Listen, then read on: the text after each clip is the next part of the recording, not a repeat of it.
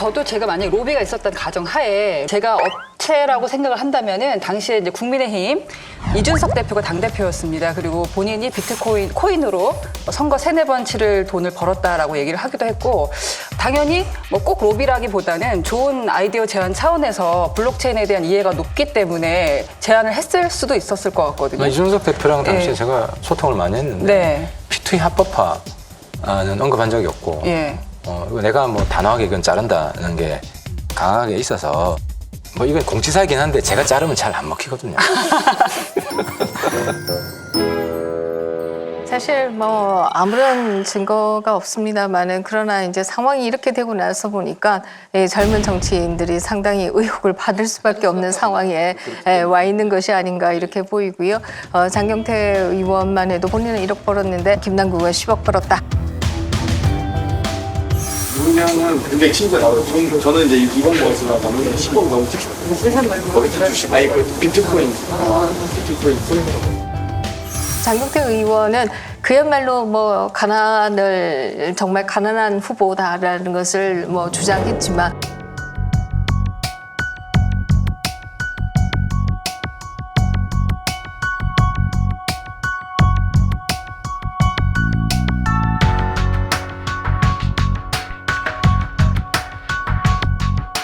지금은 재산이 뭐 굉장히 많이 늘어 있는 것도 우리 기준에서는, 본인들 기준에서는 많이 않는 것인지 모르겠습니다만 이 사실이기 때문에 이제 일이 이렇게 되고 났으니까 다들 의혹을 가질 수밖에 없는 게 아닌가 이런 생각하고요. 그럼에도 이준석 대표가 처음 됐을 때는 자전거 타고 나왔습니다만 곧 있어서 자동차를 사고 곧 있어서 아파트를 사고 선거를 뭐 3번 정도 치를 수 있는 돈을 벌었다. 네. 이렇게 되다 보니까 이것은 뭐 딱히 이준석 대표 한 명을 지금 꼬집어서 얘기하는 것은 아니고요. 전반적으로 국회 내에서 도대체 이 게임 업체들로부터 혹은 코인 업체들로부터 어떤 로비를 받은 것인지 아닌지 이에 대한 조사들이 좀 필요하다 이런 생각들을 하게 되는 것이죠. 제 기억에 당시에 이제 코인이 꼭 뭐 도박의 개념이라기보다는 새로운 어떤 수단, 뭐 재테크 수단으로 각광받았던 게 사실이고, 또 2030 세대를 잡기 위해서 정치권에서 호의적으로 접근했던 부분도 있었거든요. 사실은 저 도박과 같은 성격이 있다. 네. 혹은 이제 열심히 번 돈을 거기서 다 날릴 수가 있다. 이런 걱정이 상당히 있었는데, 문재인 정부 당시에 법무부에서 이 코인 거래를 거의 불법화하려는 시도를 했는데 2030들이 우리는 부동산을 할 돈은 없다.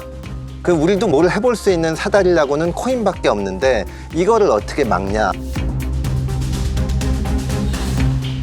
사실은 그래서 좀 개인적으로는 이게 정보가 충분치 않은 젊은 사람들이 뭐 알바하고 해가지고 번 돈 얼마 가지고 이거 투자하다가 다 오히려 더 날리는 거 아니냐. 정말로 이거는 돈이 뭐 진짜 수백 배, 수천 배 늘어나기 때문에 큰 자본을 움직여서 조정을 하고, 그 다음에 주식 시장 정도의 자정장치도 없거든요. 그래서 완전 투전판이라 위험하다고 생각은 했지만 이거를 건드릴 수는 없는 지점인데, 저는 그렇기 때문에 정말 적어도 정치하는 사람들은 이걸 하면 안 된다. 이거 하면 청년들이 열심히 번 돈 수백만 원 날렸는데 누구는 10억 뭐 이렇게 벌었다는 걸 얘기를 들으면은 저 사람들은 다 정보가 있구나. 이렇게 생각할 거거든요. 저는 이준석 대표도 이거 해서는 안 된다고 생각합니다. 이거는 굉장히 도박성이 강하고 이 사람들을 좌절시키는 거예요. 사실 현실에서도 많이 느껴집니다. 학교 같은 경우에 코인이 처음 등장했을 때에는 대학원생들이 등록금 땄다, 등록금 풀었다 이렇게 얘기하는 학생들이 꽤 있었던 것이 사실입니다. 그리고 그때 돈을 상당히 벌었다라고 했지만 그 이후에 코인 시장에서 다양한 코인들이 발행되면서 이제 오히려 이제 잃게 되는 학생들이 훨씬 더 많아진 것이다 이렇게 얘기할 수 있고요. 대기업에 다니는 30대 직장인 A씨. 지난해 결혼자금 마련을 위해 5천만 원을 코인에 투자했다가 고스란히 날렸습니다.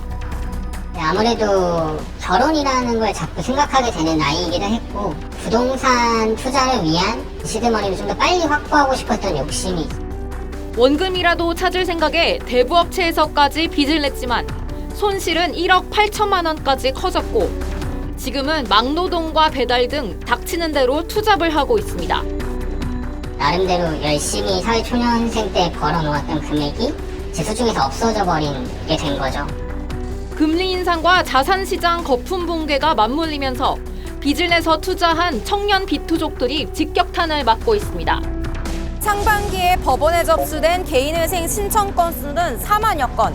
이 가운데 2030 비율은 45%에 달합니다.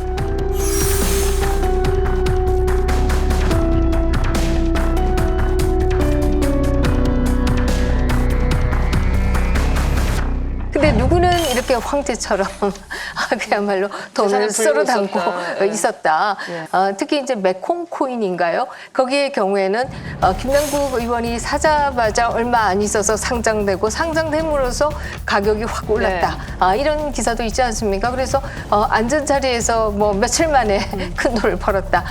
이런 걸 보면 이게 내부 정보 없이 합치면 가능하냐. 내가 샀는데 그게 뭐 상장되는 이런 일이 있을 수 있을까?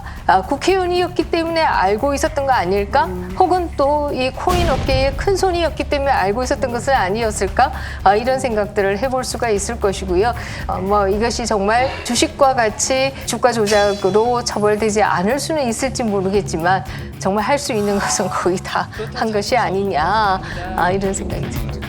아까 하태경 의원님 말씀하신 대로 하면 그 클레이페이라는 코인을 갖고 있어가지고 굉장히 손해를 본 것처럼 돼 있지만 사실은 그 전에 짜고 거래를 해가지고 위믹스를 다른 방식으로 처분한 거거든요. 가능성이 저희가 있지만, 예. 주가 조작 사범들을 보면 항상 와서 하는 얘기가 뭐냐 하면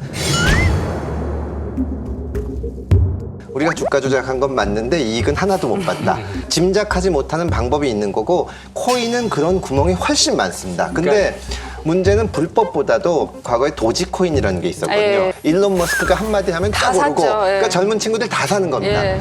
국회의원이 그와 비슷한 일을 한 거고 그 사람이 사면 확 뛰고 이렇게 된 거니까 이거는 국민들이 분노하는 건 그 지점이거든요. 자기들이 농락당했다고 생각하는 겁니다.